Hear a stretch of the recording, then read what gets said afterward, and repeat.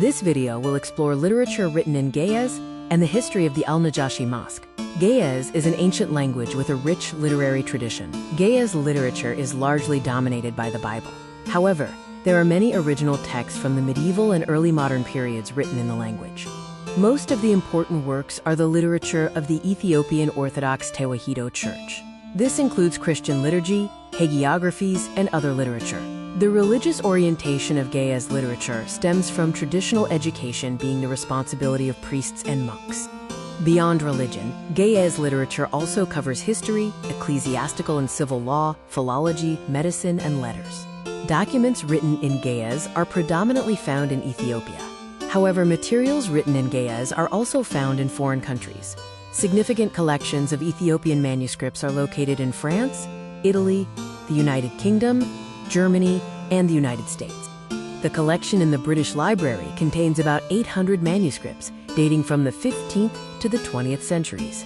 These notably include magical and divinatory scrolls and illuminated manuscripts from the 16th to 17th centuries. The British Library's collection began with a donation of 74 codices. It expanded substantially with 349 codices looted by the British from Macdella in 1868.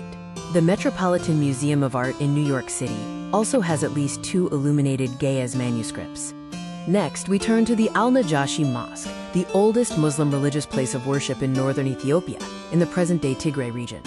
In the 7th century AD, the first followers of the Prophet Muhammad were oppressed and persecuted by the Quraysh ruling classes of Mecca due to their conversion to Islam. Prophet Muhammad sought a safe place for his followers, instructing them to go to the Christian king of Habesha, or Aksum, for protection. Muhammad stated that Habesha was a land of justice and truth.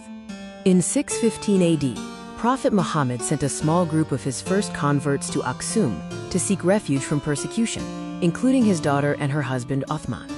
The Quraysh ruling classes demanded the extradition of the converts, but the Aksumite king refused. He said he would not extradite his guests, even for a mountain of gold.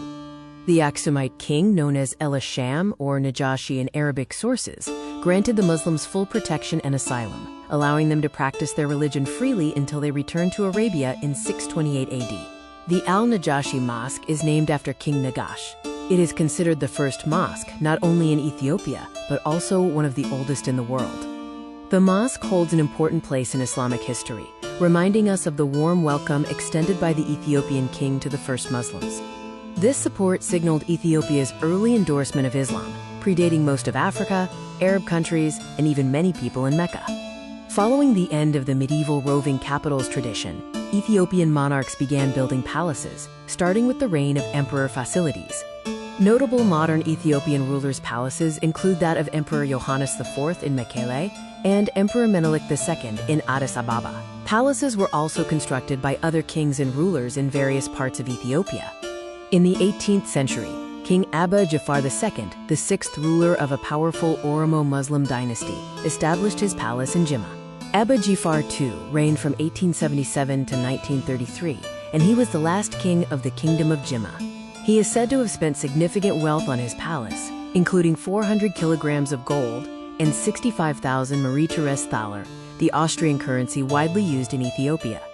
Abba Jafar II maintained friendly relations with Emperor Menelik II, enabling him to keep his prerogatives despite the expansion of the Christian kingdom, though he was required to pay tribute. Influenced by Indian architecture, Abba Jafar II's palace includes a family mosque and a reception room on the ground floor. The first floor houses the courtroom and private apartments surrounding an inner courtyard. The complex features a watchtower. The tower's windows open toward the neighboring provinces of Shiwa, Kaffa, and Wolega, offering a view of the town of Jimma below. While lightly furnished, the palace is notable for its originality and the scenic view it offers of the city.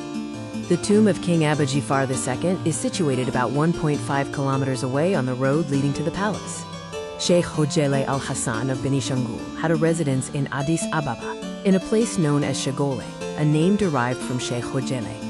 In 1975, the residence was confiscated under a proclamation that nationalized urban land and extra houses.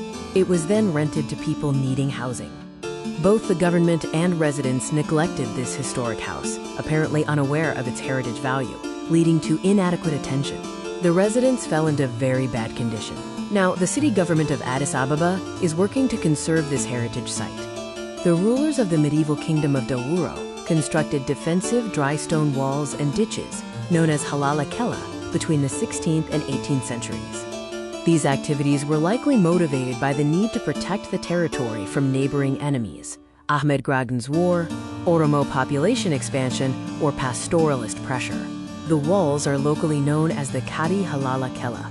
They are dry stone walls built without any joining materials. The walls had 3 to 7 rows and 7 main gateways. Estimates suggest a single wall's length was 150 to 200 kilometers, totaling about 1,000 kilometers across all rows. Its average height is 2.6 meters, and width is 3.5 meters. Parts of the Halala Kella of Dawuro still exist, but the site urgently requires attention, and conservation work should begin as soon as possible. This video has explored important historical and archaeological sites in Ethiopia.